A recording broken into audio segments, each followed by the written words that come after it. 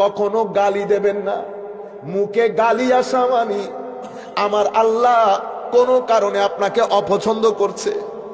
আমার আল্লাহ যাদেরকে পছন্দ করেন তারা অনেক হায়াদার হয়, তাদের মুখে গালি থাকে না, তাদের কাপড় কখনো হাঁটু থেকে উপরে উঠবে না, আইল কেটে কখনো জমিন বড় করবে না, তারা কখনো মানুষকে তু তু মে মে করে মানুষের উপর জুলুম করবে না।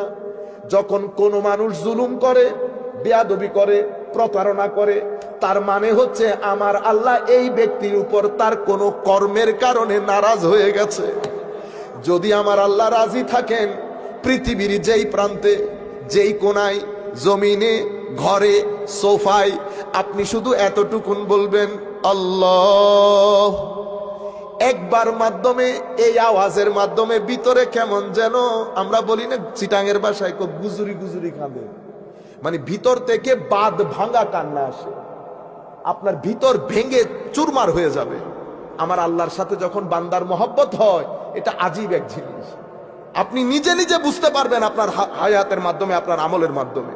কিন্তু যখন আমার আল্লাহ রাজি হয়, সবচেয়ে বুঝার বিষয় হচ্ছে বান্দা ভদ্র হয়ে যায়, বান্দার থেকে হায়া আসে। হায়া এটা একজন বান্দার, মানুষের জীবনে সবচেয়ে গুরুত্বপূর্ণ সম্পদ। হায়া, লজ্জা। হায়া থাকলে গুনাহ হয় না, গুনাহ করতে পারবেন না। হায়াদার মানুষ কখনো মানুষকে ঠকাইতে পারে না। হায়া এক আজীব নিয়ামত বান্দার জন্য। তো আমি আপনাদেরকে বলতে চাচ্ছিলাম, প্রথম মুসল্লি মুকাররব, দ্বিতীয় মুফলেহ, তৃতীয় কোনটা? তৃতীয় হচ্ছে মাজুর।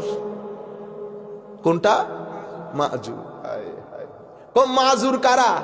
মাজুর হচ্ছে ইয়া রাব্বানা